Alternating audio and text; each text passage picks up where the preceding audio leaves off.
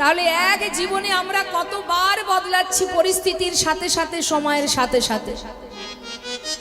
কিন্তু মা, জগতে একজন আছে, সে যে কোনো পরিস্থিতিতে কখনো বদলে যায় না।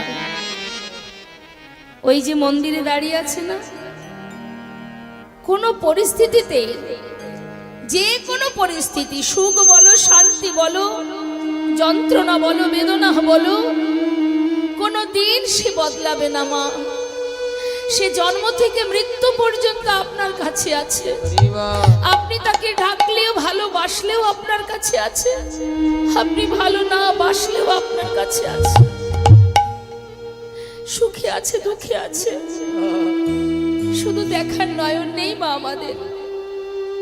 শাস্ত্রে বললেন তাকে তুমি ভরসা করো যে তোমার সর্বদাই কাছে আছে,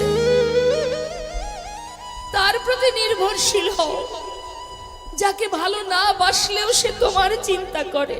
হরি বল।